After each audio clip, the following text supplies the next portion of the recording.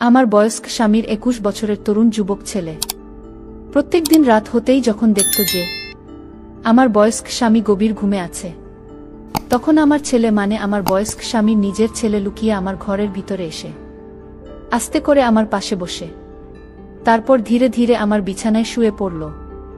আমি তখন ঘুমে থাকলেও বুঝতে পারলাম আমার রুমের ভিতরে কেউ প্রবেশ করছে। তারপর বিছানায় আমার পাশে শুয়ে পড়ল।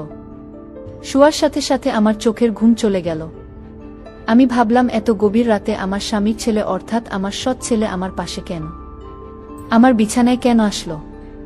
সে যেমনি হোক না কেন আমি তো তার মা। কিন্তু আমার বয়সটা তখন 18 ছিল, আমি একদম যুবতী ছিলাম। আর আমার সৌন্দর্য দেখে যে কেউ আমাকে বিয়ে করতে চাইত। আমি এতটাই সুন্দরী ছিলাম। যাই হোক, আমার সৎ ছেলে যখন আমার রুমে চুপি চুপি আসলো, আমি তখন ভয় পেয়ে গেলাম। আসলে সেই ছেলেটি আমার কাছে কি চায়? সেদিন আমার বয়স্ক স্বামী বাড়িতে ছিল না। তার ছেলেকে বলে গিয়েছিল আমার দিকে খেয়াল রাখতে। তারপর হঠাৎ আমার বিছানায় যখন আমার পাশে শুয়ে পড়ল, আমিও ঘুমের নাটক করা শুরু করলাম। আমিও জানতে চাই তার উদ্দেশ্যটা কি। তারপর যখন সে আমার শাড়ির আঁচলটা আস্তে করে সরিয়ে দিল, তারপর আমার সাথে যা ঘটেছিল তা শুনলে তোমাদের মাথা ঠিক থাকবে না। বন্ধুরা, মূল ঘটনাটি শুরু করার আগে তোমাদের কাছে ছোট্ট একটা রিকোয়েস্ট, তোমরা যারা এখনো এই ভিডিওতে একটি লাইক দাওনি তারা এই ভিডিওতে লাইক দিয়ে দাও, আর অবশ্যই চ্যানেলটি সাবস্ক্রাইব করে পাশে থাকবা। এবার আসল ঘটনাটি শুরু করা যাক। আমি একজন 18 বছরের খুব তরুণী ও সুন্দরী গরিব পরিবারের মেয়ে। আমার বাবা টাকা পাওয়ার লোভে আমার বিয়ে একজন নিজের সমবয়সী বয়স্ক লোকের সঙ্গে দিয়েছিল, এবং আমার ওই বয়স্ক স্বামী প্রত্যেক দিন রাত হতেই আমার উপরে অনেক জুলুম করত। বিয়ের পরে আমি যখন শ্বশুর বাড়িতে আসি, তখন আগে থেকেই তো আমার স্বামীর 23 বছরের এক যুবক ছেলে ছিল। তা সত্ত্বেও জানি না কেন ওই বয়সে ওই বয়স্ক স্বামী কেন আমায় বিয়ে করেছিল। ওই বুড়ো তো তার যুবক ছেলের বিয়ে দেওয়ার পরিবর্তে নিজেই আমার মতো একজন তরুণী মেয়েকে বিয়ে করে বাড়িতে নিয়ে এসেছিল। যদিও বা আমার ওই বুড়োকে বিয়ে করার কোনো ইচ্ছে ছিল না, কিন্তু আমার লোভী ও স্বার্থপর বাবার কারণে বাধ্য হয়ে আমাকে ওই বুড়োর সঙ্গে বিয়ে করতে হয়েছিল। তারপর বিয়ে করে যখন শ্বশুর বাড়িতে এলাম, তখন আমার বয়স তরুণ ছেলেকে প্রথমে দেখা মাত্রই তো আমি তার দিকে তাকিয়ে থেকে গেছিলাম, কারণ সে ভীষণ সুন্দর ছিল। দেখতে সে অনেক সুন্দর ছিল। আমার বুড়ো স্বামীর যুবক ছেলেকে প্রথম দেখাতেই তো সে আমার দৃষ্টি কেড়েছিল। তারপর সেদিন আমার ইচ্ছে না থাকা সত্ত্বেও যখন আমি বাসর রাতে বিছানায় নিজের মুখে ঘোমটা টেনে বসেছিলাম, তখন আমার বয়স্ক স্বামী ঘরের ভিতরে এসে দরজা ভেতর থেকে বন্ধ করে দিয়েছিল। এবং উনাকে দেখেই তো আমার ভীষণ ভয় লাগছিল। তাই উনাকে ভালোবাসা তো অনেক দূরের কথা। আমি গরিব ঘরের মেয়ে হলেও আমার নিজের একটা পছন্দ আছে, কিন্তু একটা বয়স্ক লোককে আমি কখনোই নিজের জীবনসঙ্গী হিসাবে মেনে নিতে পারিনি। যেভাবে উনি আমার সঙ্গে কথাবার্তা বলেছিলেন, উনার কথা বলার ভঙ্গি দেখেই বোঝা যাচ্ছিল যে উনি অন্য কিছু খেয়ে এসেছিল। তারপর আমার ইচ্ছে না থাকা সত্ত্বেও আমার বয়স্ক স্বামী আমার সাথে এই কথাটা বুঝতে আমার কিন্তু 4 দিন ও সময় লাগেনি। ওদিকে আমার স্বামী তার নিজের ছেলের সঙ্গে ভীষণ খারাপ ব্যবহার করত, এবং আমি সেগুলো দেখতে পেতাম। সে তার ছেলের সঙ্গে যেভাবে ব্যবহার করত, তাতে বোঝাই যেত না যে ওই বুড়ো ওই যুবক ছেলের নিজের বাবা, এবং সম্পর্ক হিসেবে তো ওই যুবক ছেলে আমার ছেলে ছিল, এবং আমি তার নিজের মা না হলেও সম্পর্কে আমি তার মা ছিলাম। এবং আমার বয়স্ক স্বামীর তরুণ ছেলের নাম ছিল আকিব। আমি যেহেতু আকিবের চাইতেও বয়সে ছোট ছিলাম, তাই আমি আকিবের সঙ্গেও আপনি করে কথা বলতাম, কখনো বা তুমিও বলতাম। আমার বিয়ে হতে সবাই 4 দিন হয়েছিল, কিন্তু এই 4 দিন আমার স্বামীর তরুণ ছেলে আমার সঙ্গে কথাও বলেনি। জানি না কেন সে আমাকে দেখামাত্রই মাথা নিচু করে নিজের ঘরের ভিতরে ঢুকে পড়ত। তাকে দেখে তো আমার ভীষণ ইচ্ছে করত তার সঙ্গে কথা বলতে, কারণ সে এতটাই সুন্দর ছিল দেখতে যে তার সৌন্দর্য বারবার তাকিয়ে থাকতে মন চাইত। সেদিন রাতে আমার বুড়ো স্বামী যখন মাতাল হয়ে বাড়ি ফিরে আসে, তখন ঘরের ভিতরে অনেক রেগেও চিৎকার করে তার ছেলেকে ডেকেছিল। তারপর আকিব যখন তার বাবার ডাক পেয়ে তাড়াতাড়ি নিজের ঘর থেকে বেরিয়ে তার বাবার ঘরের ভিতরে ঢুকে পড়ে। তারপর ভেতর থেকে তারা দরজাটাকে বন্ধ করে দেয়। তারপর আমি যখন তাদের দুজনের কথা শোনার জন্য চালাকি করে দরজার বাইরে কান লাগিয়ে দাঁড়িয়েছিলাম, তখন শুনতে পেলাম যে আমার স্বামী তার তরুণ ছেলে আকিবকে অনেকে রেগে ও ভারী গলায় বলেছিল, তুই আমার সুন্দরী বউয়ের দিকে ভুল করেও নজর দিবি না, আর মনে রাখবি ওটা তোর মা হয়, আর আমার বউকে মা বলে ডাকবে, নইলে মনে আছে তো আমি তোর কি অবস্থা করব। জানি না আমার স্বামী আকিবকে বারবার কিসের হুমকি দিচ্ছিল। এদিকে আমি গরিব ঘরের মেয়ে হলেও ছোটবেলা থেকেই ভীষণ চালাক চতুর ছিলাম। বিয়ের আগে এটা শুনেছিলাম যে আমার বুড়ো স্বামীর প্রথম স্ত্রী মানে আকিবের মা নাকি একটা অনেক বড় অসুখে মারা গেছিল, এবং বিয়ের পরে এটাও শুনেছিলাম যে আমার বয়স্ক স্বামী নাকি ঠিকঠাকভাবে তার প্রথম স্ত্রীর চিকিৎসাও করায়নি, এবং আমার বুড়ো স্বামীর প্রথম স্ত্রীর মারা যেতে মাত্র 2 বছর হয়েছিল। এদিকে আমার স্বামী যখন বাড়িতে থাকত না, তখন আমি সুযোগ বুঝে কিন্তু আকিবের সঙ্গে কথা বলার চেষ্টা করতাম, কারণ আমি বুঝে গিয়েছিলাম যে আকিবের নিজের ইচ্ছে থাকা সত্ত্বেও সে তার বাবার ভয়ে কিন্তু আমার দিকে ঘুরেও তাকায় না। কিন্তু সেদিন আমি প্রথম আকিবের সঙ্গে কথা বলেছিলাম, এবং সে ভয়ে ভয়ে আমাকে বলেছিল, আপনি যদি আমার সঙ্গে কথা বলেন আর বাবা যদি সেটা জানতে পারে, তাহলে আমাকে কিন্তু এই বাড়ি থেকে ধাক্কা মেরে বের করে দেবে, তাই দয়া করে আপনি আমার সঙ্গে কথা বলবেন না। স্বামীর অনুপস্থিতিতে যখনই আমি আমার ছেলের সঙ্গে মানে আকিবের সঙ্গে কথা বলতে যেতাম, তখন সে আমাকে দেখে তার বাবার ভয়ে নিজের ঘরের ভিতরে ঢুকে পড়ত। এইভাবে প্রায় আমার শ্বশুরবাড়িতে 1 মাস কেটে যায়। 1 মাস পরে আমার বয়স্ক স্বামী আমার উপরে কিন্তু অনেক অত্যাচার করতে শুরু করে। সে কথায় কথায় কিন্তু আকিবের সামনেই আমাকে মারধর করত, কিন্তু আকিব কিছু বলতো না, এবং আমিও ভয়ে কিছু বলতে পারতাম না। এদিকে ধীরে ধীরে স্বামীর অনুপস্থিতিতে আমিও আকিব একে অপরের সঙ্গে কথা বলতাম। ধীরে ধীরে আকিব মনের ভেতর থেকে কিছুটা হলেও তার বাবার ভয় কেটেছিল সম্পর্কে, কিন্তু বয়সে তো তার চাইতে ছোট ছিলাম। তা সত্ত্বেও আকিব কিন্তু আমার সঙ্গে আপনি করে কথা বলতো, এবং আমি কিন্তু ধীরে ধীরে আকিবের সঙ্গে তুমি করেই কথা বলতাম। সেদিন দুপুরবেলা যখন আমি আকিবের ঘরের ভিতরে ঢুকে তার সঙ্গে গল্প করছিলাম, ঠিক ওই সময় হঠাৎ করে আমার স্বামী ঘরের ভিতর ঢুকে দেখে যে আমি ও আকিব একসঙ্গে বসে গল্প করছি। তখন আমার স্বামী আকিবের সামনেই আমাকে অনেক অপমান করেছিল। শুধু তাই নয়, আকিবের সামনে কিন্তু আমাকে মেরেছিল। ও আমাকে হুমকি দিয়ে বলেছিল, তোর লজ্জা করে না? তুই আমার যুবক ছেলের মা, আর তুমি কিনা আমার ছেলের সঙ্গে বসে গল্প করছো। এরপরে যদি আমি এরকম কখনো দেখি, তাহলে তোকে ও ঘাড় ধাক্কা দিয়ে এই বাড়ি থেকে বের করে দেব।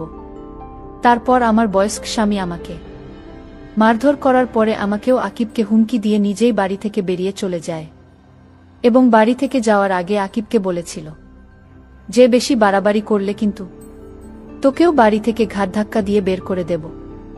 ওই সময় আকিব তার বাবাকে এটা বোঝানোর চেষ্টা করেছিল যে তার বাবা শুধুই আমার সঙ্গে আকিবকে সন্দেহ করছে।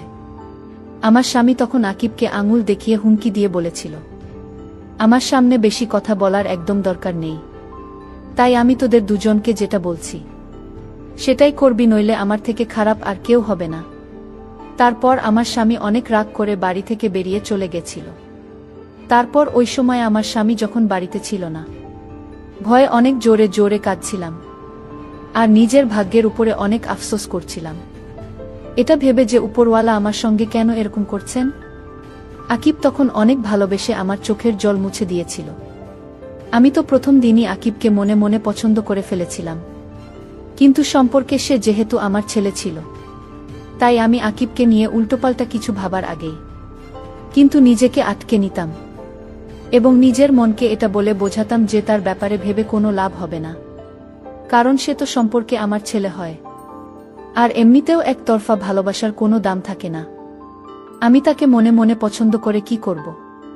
কারণ আকিব যদি আমাকে পছন্দ না করে, এবং সে যদি আমাকে নিজের মায়ের স্থান দিয়ে থাকে, তাহলে তো আমার তাকে মনে মনে ভালোবাসাটাই বৃথা হবে।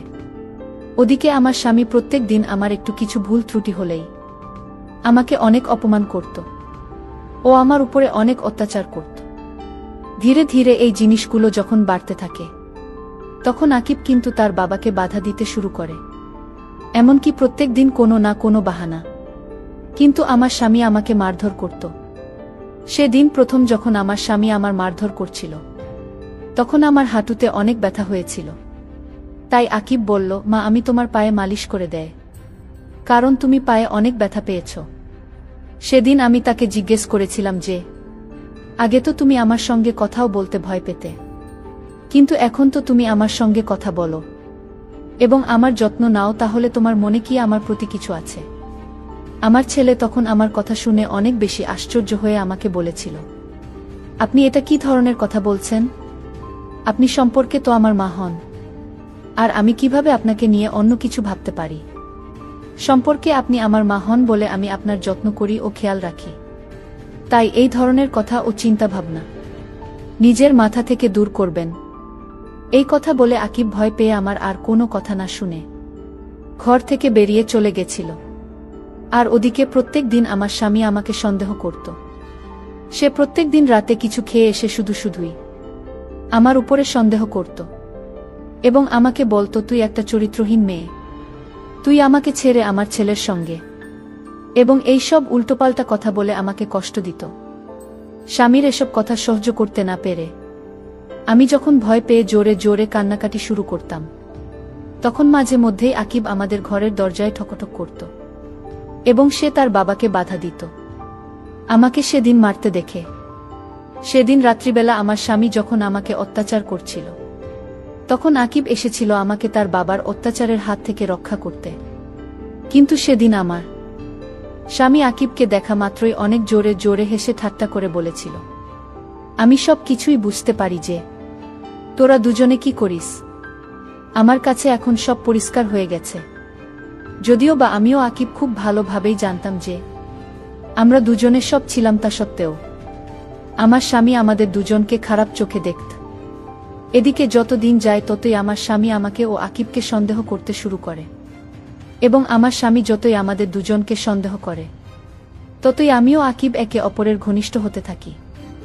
এমনকি যখন আমার স্বামী আমার উপরে অনেক মারধর করত, তারপর সুযোগ পেলেই আকিব কিন্তু আমার কাছে ঘরে আসতো ও সান্ত্বনা দিত। তার এই ব্যবহার দেখে আমি তাকে মনে মনে ভালোবাসতে শুরু করেছিলাম, কিন্তু আমি তো এটা জানতাম না যে তার মনের মধ্যে আমার প্রতি কি ছিল, কারণ সে তো আমাকে প্রথমেই বলেছিল যে সে নাকি আমাকে মায়ের মতো মনে করে, আমার যত্ন করে। আমি সেদিন আকিবকে জিজ্ঞেস করেছিলাম যে সে তার বাবার এত অত্যাচার কেন সহ্য করে।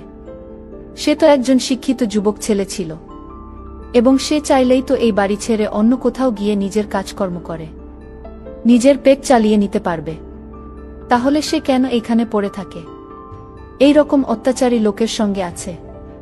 আকিব তখন আমাকে বলেছিল সে নাকি নিজের মাকে হারানোর পরে এখন সে তার বাবাকে আর হারাতে চায় না, কারণ যতই হোক না কেন ওই শয়তান লোকটা তো তার বাবা ছিল, ওই মাতাল লোকটা তার বাবা ছিল, এবং তার বাবা ছাড়া এই পৃথিবীতে আকিবের আর কেউ নেই। এই কারণেই আকিব সবকিছু সহ্য করেও তার বাবার সঙ্গে থাকত। এমনকি তার বাবা তো তাকে হাত খরচের জন্য 1 টাকাও দিত না। সে নিজের খরচ কিন্তু নিজেই বের করত। তা সত্ত্বেও সে তার অত্যাচারী বাবাকে ছেড়ে কোথাও যায়নি। একদিন আমার ও আকিবের আসলে সেদিন আমার পা অনেক ব্যথা করছিল, আর তাই ব্যথা কমানোর জন্য আকিব মালিশ করে দিচ্ছিল। ওই সময় আমার স্বামী আমাদের দুজনকে একসঙ্গে দেখে নিয়েছিল। তারপর আমার বয়স্ক স্বামী যখন নিজের চোখে দেখেছিল, তখন শুধুই আমাদের উপরে সন্দেহ করে আমাদের দুজনকেই ঘাড় ধাক্কা দিয়ে বাড়ি থেকে বের করে দিয়েছিল। এবং আমার স্বামী তো আমার কোনো কথা শুনতে চায়নি। উনি আমাকে এমন একটা কথা বলেছিলেন যেটা শুনে তো আমার মাথা পুরো ঘুরে উঠেছিল। আমার বয়স্ক স্বামী আমাকে বলেছিল, তোর সঙ্গে আমার মন ভরে গেছে, তাই তোকে আমি বাড়ি থেকে বের করলাম, ও তোকে তালাক দিলাম, এবং আগামী 2 দিনের মধ্যেই আমি আবার বিয়ে করে নতুন বউ বাড়িতে নিয়ে আসব। সেদিন আমার স্বামী যখন আমাকে বাড়ি থেকে বের করছিল, তখন আমি উনার হাতে পায়ে ধরে কান্নাকাটি করে অনেক অনুরোধ করেছিলাম যাতে আমাকে বাড়ি থেকে বের না করে, কারণ আমাকে বাড়ি থেকে বের করে দিলে আমি কোথায় যাব এবং কোথায় থাকব? কারণ আমার বাবা মা তো ভীষণ গরিব এবং তাদের তো নিজেদেরই পেটের ভাত জোটে না। কিন্তু আমার স্বামী তো আমার কোনো কথা শুনতে রাজি হয়নি। সেদিন যখন আমাদের অনেক অনুরোধ করার পরেও আমার বয়স্ক পর আমাকেও আকিবকে বাড়িতে ঢুকতে দেয়নি, তখন আকিব যা করেছিল সেটা দেখে তো আমি অনেক বেশি আশ্চর্য হয়েছিলাম। আকিব তখন তার বাবার সামনেই তার বাবাকে বলেছিল, তোমার অত্যাচার এতদিন অনেক সহ্য করেছি, কিন্তু আর নয়, তুমি এই মেয়েটাকে বিয়ে করে আবার